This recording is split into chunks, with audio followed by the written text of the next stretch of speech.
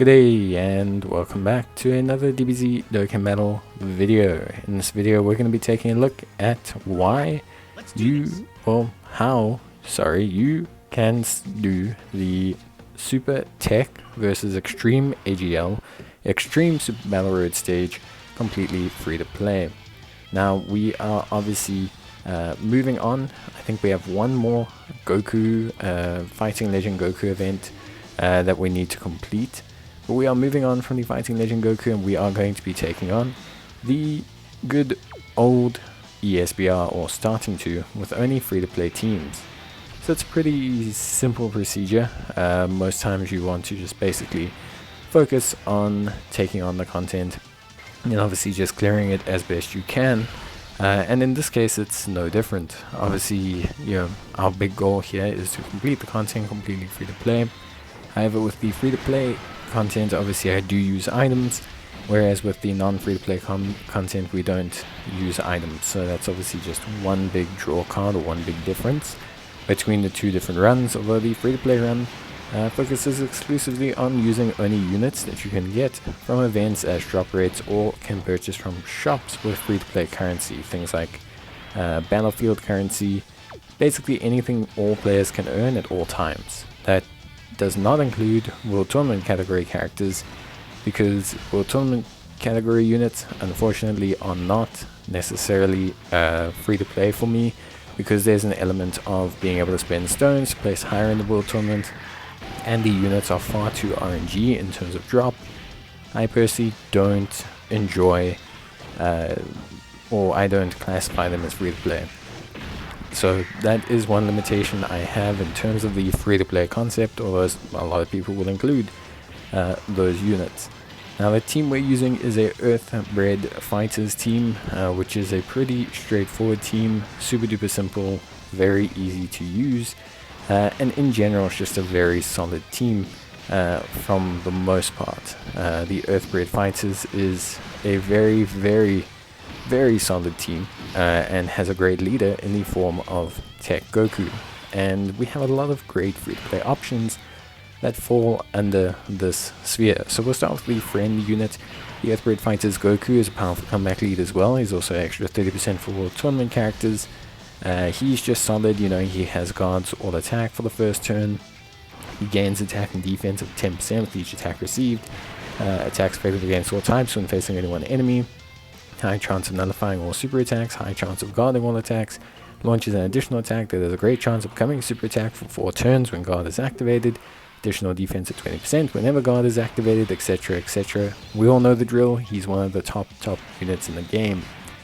We then have the Earthbred Fighters free-to-play units, and these ones are all pretty solid. We'll start with the 3 LRs and how you can get them, but we have LR Prime Battle Goku in his Easy 8 form. The easiest and first Prime Battle unit to LR, so you definitely can get going through it. Very solid unit that does a lot of great work, especially when we're attacking all extreme class units. He gives Ki +3, which is very crucial to making him kind of function on this team. Then we have Hercule and his Extreme Z Awakening. Probably the hardest Extreme Z Awakening to get, because it's a little bit time gated and requires you to spend a lot of Zenny. But Hercule is, obviously still pretty solid. He has great chance of attack and defense of 77%, Ki +3, defense of 77% for 3 turns from the start of the turn. High chance of evading the enemy's attack, including super attack for 3 turns. And he will debuff the attacked enemy by -22% attack for 3 turns. So he's pretty good. He also can stun. And he's just very solid to have as a floater without being overtly spectacular. We then have Marjube, who's a battlefield currency unit, or Ubteen, who turns into Marjube, who's a battlefield currency unit that raises defense on the super attack. He's also been Easy 8 from the battlefield, so that's important to note, and he has attack and defense of 100%, raises his Ki by up to 10, and attack and defense by up to 100%, the more HP remaining. He fuses with Mr. Boo when health is 50% or less, and he gives all allies Ki +2 and attack and defense of 20%, which is pretty solid. Now the rest of the units, a lot of them are Super Strike based. We have the Super Strike Jackie Chan, we have the Super Strike Mighty Mask, who's obviously I would say one of the lesser used Super Strike units, but I find them to actually be really quite solid. And then we have a battlefield currency unit, or not battlefield currency unit, sorry, we have one of the barbershop currency units in the form of Krillin. Now Krillin and a lot of these barbershop currency units are going to be pretty important for these ESBR runs. Krillin has attack and defense of 120% when performing a super, recovers 10% HP at the end of the turn. He also has an additional attack and defense of 30% with 3 or more key spheres, and he gives tech type support. He also gives an additional 10% tech type support with 3 or more tech orbs, which is pretty important.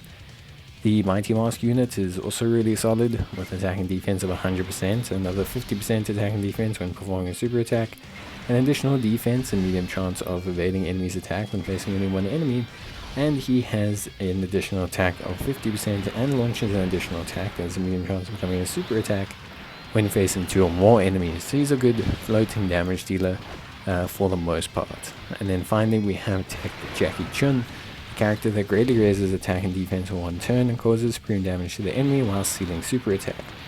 He has attack and defense of 150% and gives 30% attack and defense support to tech or imp type units. He has key +1 and attack and defense of 15% for all allies, and high chance of guarding all attacks when there's another World Tournament category ally on the team, which is good because we have a couple of those.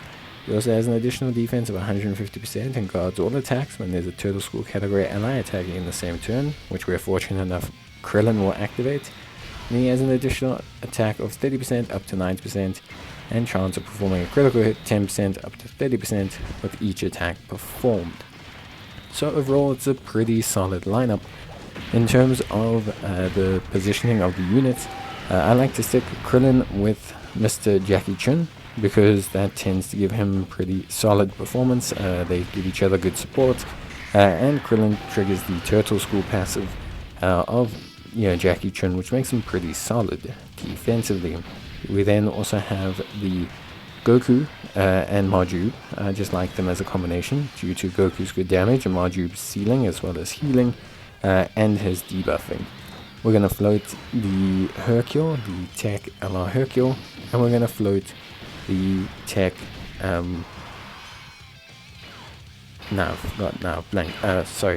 going to float the Tech Mighty Mask as well, which is going to basically allow us to do some decent damage. So yeah, I think overall the team build is fairly consistent without being too inherently sporadic. It's actually quite a strong free-to-play team that doesn't really have a huge caveat. I would say most of the team functions really quite well. In terms of alternative team builds, you could, in theory, use maybe the Skinny Gotenks is also a decent option. You can also definitely use the Tech Bulma. The Tech Bulma Youth is a great, fantastic option to utilize. But yeah, in general, I would say the team is probably as good as it gets. Master Roshi and Tien is also a unit that I think is solid and can definitely be utilized. So there's some good options here. Without being too nitpicky, I think players should have a fairly decent time overall, at least from my perspective. With that being said, let's basically cover everything you need to know. Obviously you can see we're using a support memory as well. Krillin singing, probably one of the better support memories, just provides you with a little bit of a boost to your overall kind of debuffing situation. And as always, if possible, you can save the Dokkan attack till the final area, or at least for a multi-unit stage. That's generally where it performs best, because it allows you to take out the majority of the opposition with relative ease. So with that being said, that's basically it. There's not really too much else for you to factor in here. Obviously this is the first set of ESBR that we'll be taking on as a free-to-play in the free-to-play challenge. So it's a new area for us as we move up from LGEs and obviously from SBR. So we'll be doing ESBR and probably rotating with some of the earlier Infinite Dragon Ball history events as well. So that's going to be something that's also going to be pretty interesting to do. Although I think for those I'll probably only do them if all the missions can be done with a free-to-play team. Now with that being said, that should cover you for everything you need to know. See you next time. Bye.